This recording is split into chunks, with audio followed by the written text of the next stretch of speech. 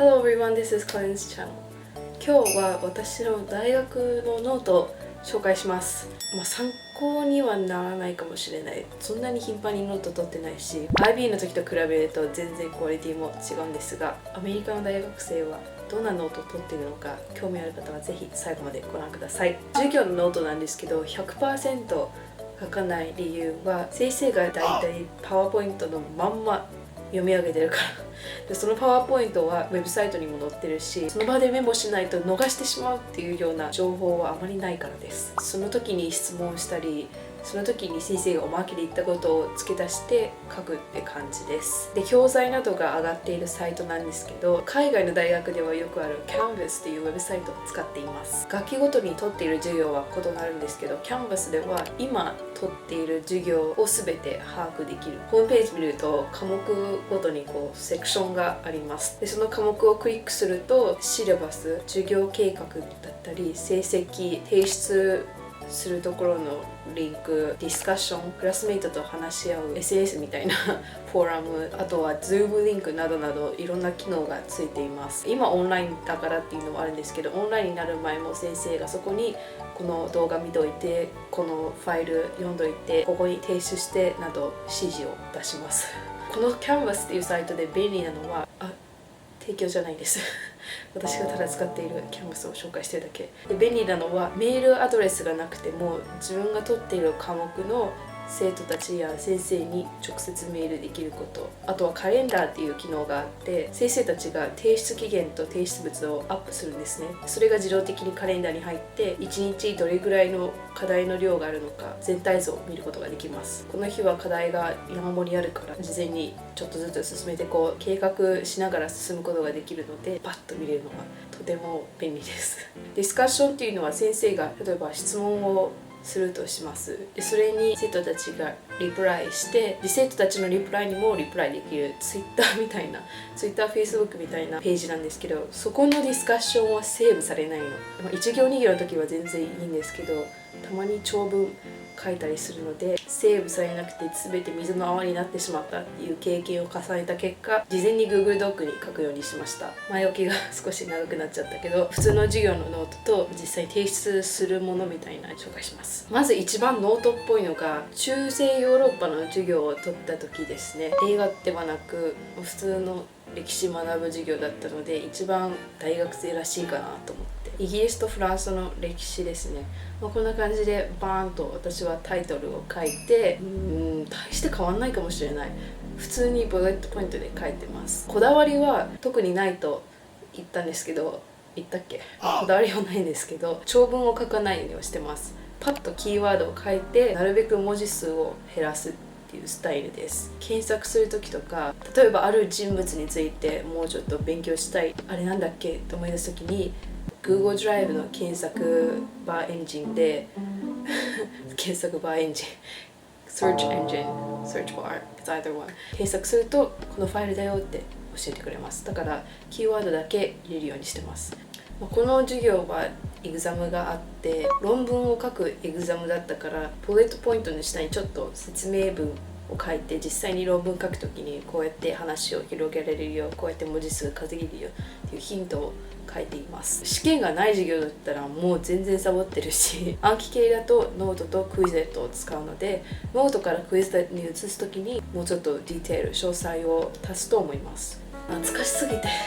次の授業はじゃあ映画関連見ますか。映画系はディスカッション多いからディスカッション選びます。World War II の後に出た有名な映画を見て、それを分析して話し合うという授業ですね。この上の部分は私が映画を見ている時に撮ったメモです。そのメモを使ってディスカッションの答えを書いているので消しちゃいます。消しちゃった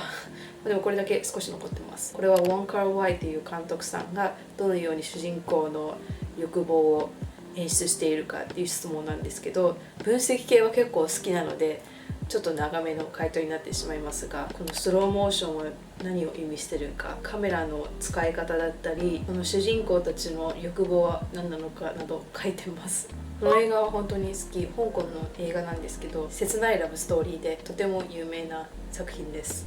これといったノートはないんだ。ごめんよ。監督1の授業に出した短編映画の設計図じゃないけど、なんていうの、地図みたいなものです。この赤と青は主人公女の子2人でどうやって動くか、それにちなんでカメラのセットアップはどうなるのか、あとは美術も少し窓とか椅子などを描いて、これは別のアプリで作ったんですけど、スクリーンショットを載せたドキュメントです。これはノートじゃないんですけど、面白いかなと思って今日紹介しました。もう一つ唯一ノートっぽいなと思うのは異常心理学の授業だと思います。レッスンって感じでプレゼンを丸読みする先生の言葉を書いただけ。Actually, it's not that good to read off the presentation. Like that's not very professional, but most people do it just because it's easier. スキゾフレニア、精神病について学んでいました。これもテストがあったので、割といい感じのノートだと思います。見せる価値のあるノートかな。Symptoms、症状を書いたり、大事な人のちょっとした説明。異常心理学の授業だと、症状、何々何々、Diagnostic criteria、何々何々、精神病の種類、直し方、原因 A、B、C、D しっかりしているからノートが取りやすいです。次何来るか分かるから。でも映画の授業だと次こういうアクティビティします、はい、グループプロジェクトやります、映画作ります。ノートというよりプロジェクト、課題のファイルになってしまいますね。これといったノートは私はあんまり取りません。So if you wanted to look at my notes, you're asking the wrong girl because I'm not even doing like academic stuff. People in the arts don't really take notes. 続きましてタイプ1とタイプ2のスキゾフレニア。表を作るの私は好きです。表を使うと一目で分かりやすい。読む時間が一番脳が疲れるっていうか、だらだら文章を読むのが苦なので、表を使ったりブレッドポイントで文字数を減らすことに心がけています。どちらかというとビジュアル派なので、絵を引っ張り出したり、見た目はシンプルにしたい派です。Excuse me。こんな感じかな、私のノート。あとは論文、ディスカッションも提出物だし、映画作る前の美術監督としてのプレゼンなど、それ見せようかな。この脚本にはどんな小道具がいるか、どんなセットが必要か、ヘアメイク、衣装、スペシャルエフェクトなど分析するんですが、その分析をしたブレイクダウンシートあったりします。全然ノートと関係ない。またこれも普通の提出物なんですけど、シーンだからどんなシーンにセットドレッシング作りはどうするのか。セットドレス implied は重要じゃないけどあった方がいいもの。例えばエレベーターでエレベーターボタンを押すシーンだと、エレベーターのボタンは絶対マストじゃないですか。でもエレベーターの中の張り紙だったり、エレベーターの外のゴミ箱、観葉植物などなど、そういうのは必要でもないけどあった方がいいものっていう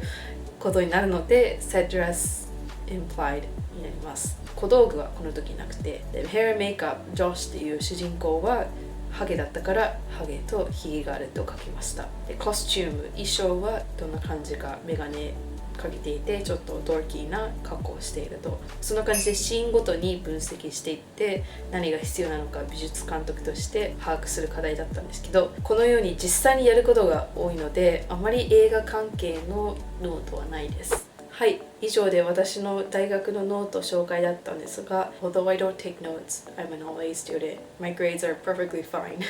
It's really because of the courses I take that require more practical tasks over memorization, tests, exams. あとは論文が多いから論文でノートを取るっていうのはないかな。自分でリサーチして論文を書くので、授業のノートを使うっていうのはそんなにないですね。日本の大学に通っている友達のノート見たことあるんですけど、手書きが多くてびっくりしました。手書きだと追いつけないからカタカタカタって書いているので、手だったら手首の大運動会になっていると思います。少しでも楽しんでいただけたら嬉しいです。チャンネル登録や高評価もよろしくお願いします。ではまた、バイバイ。